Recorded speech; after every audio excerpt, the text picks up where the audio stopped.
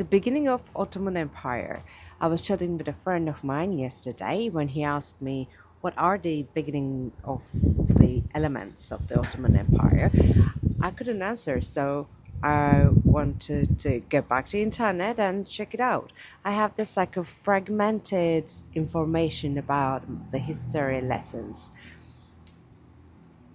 Hello, my name is Aisha. Please subscribe to my channel, whatever comes. Sometimes history, sometimes something about Turkey, England, sometimes my own journey in life. I have a band and I have a play. I'm Turkish, I live in England, and I travel a lot. I'm curious, I don't know many of things, and I question, I'm inquisitive. Nowadays, I'm looking at some historical facts and cultural facts about Turkey and its history because I'm writing my second play, Ottoman Empire. It's this, I think, in the more modern European or Western history lessons or the notes that I'm seeing, it says the Ottoman Empire starts with uh, the was named the fall of the Byzantium, but it's not really like that.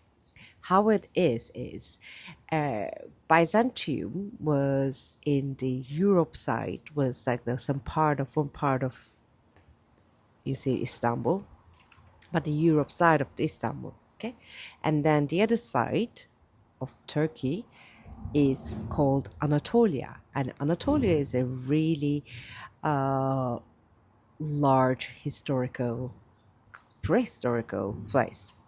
But when we look at it around 14th century or end of 11th century, there are bays, which is like it's almost like a clans or tribes or principalities. Beylik means like the somebody who is called bey, and it really means Mister. That's his land, and or he rules it. It's like a really smaller, very small kingdoms, and the kingdoms of principalities. I'm gonna show you the map of it so we can all see what I mean. Okay. I don't like doing editing, so this is how it is. So let's have a look. So here is the Ottoman. That's where they were originally stated, and the rest are the other small principalities or the beyliks that are settled in Anatolia. The I guess the Ottomans weren't their name wasn't Beylik, Ottoman first. Their name was Kayı, right? Is that right? Let's have a look. So I just have to read it and use, yeah, the tribes or the clan's tribes name was Kayı, and that was one of the Oghuz Turkic tribes. So, which means these all mean that that's the bloodline. So there would be a man who's called the Oghuz. He would be the who he would be the leader of that Beylik, the clan or the tribe. And these people were nomadic people, and they lived on top of the horse, and is and their culture was they moved with their nomadic tribes from one place to the other, and their land was occupied. Okay, so let's read some things that is good for us. Shall we read them? Uh-huh.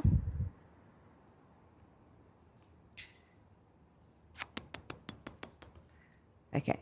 The Kayibeli was a Turkic principality that eventually became the foundation of the Ottoman Empire, which was founded by Osman I. And it rose to prominence after the decline of Selçuk Sultan of Rome. So Selçuklu Sultanı uh, was the largest empire probably around that occupied Anatolia, and they were Turks. Okay. And they were really good with, they were great masonries. They worked with stone, and in Anatolia, and where they established their cities, they build everything out of stone.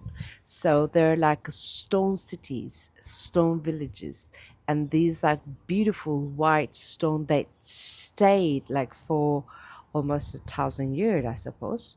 And you see there, like you could visit like a really remote village on top of the sun. You just suddenly see this gorgeous, beautiful stone structure, and you can't understand how that's even possible. Like that beauty stays there for about 1,000 years, and it's all around the Anatolia. That is Selçuklu, and Ottoman as a tribe, uh, born out of Selçuklu. Okay, well, so absorbing many other tribes over time. So that's the other Anatolian beyliks that existed around the same time, including the Danishment, Artikids, Karamanids, which competed with the Ottomans for control of Anatolia before most were eventually absorbed into the expanding Ottoman state.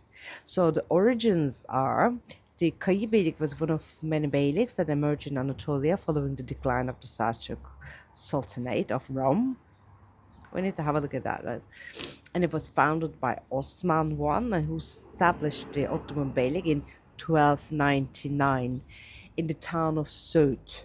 An expansion as the Kayi Beylik rapidly expanded, conquering neighboring beyliks and eventually becoming the Ottoman Empire. And the Kayi tribe is considered the root of the modern Turks and is still recognized today in the region of Turkmenistan. Um, the initial expansion was the earlier Ottoman leaders conquered large parts of the land from other beyliks like Karamanids, and Tamerlane's impact was after defeat for Tamerlane in 1402. There was a brief respite for many beyliks. However, the Ottomans quickly recovered. The final integration is the Karamanid Beylik was finally conquered by Mehmet II and Selim I, and his son Suleiman the Magnificent incorporated other beyliks like Ramanides and Dulkadirids, leading to a more unified rule in Anatolia. Many of the former Anatolian beyliks later became the administrative subdivisions of the Ottoman Empire. That's like, that's pretty cool, eh? Let's have a look.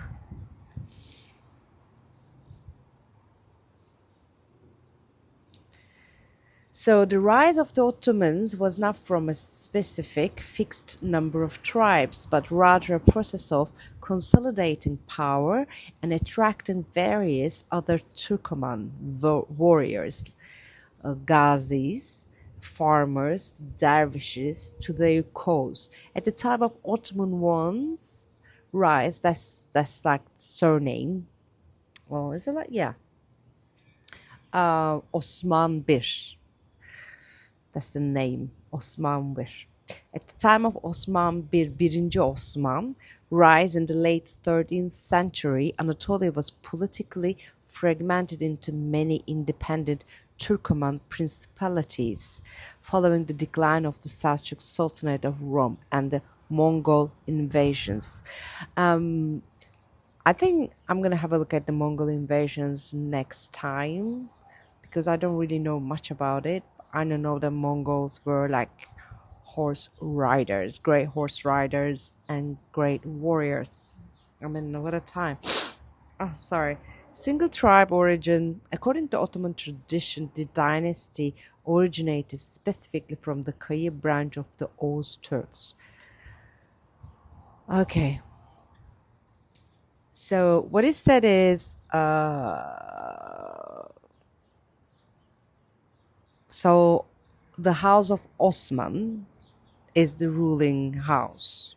of Ottoman Empire from 1299 until the abolition of the Ottoman Sultanate in 1922, and the Ottoman Caliphate from 1517 until the abolition of the Caliphate in 1920. Well, this is a really different thing actually, because what happened was Ottoman Empire embraced the status to be the caliphate, which means the leader of the Muslims. So to unite, it's like Pope, to unite all the Muslim under one flag, and which gave them enormous power to, like, not only just to rule the land but rule the people with the religion, the same religion.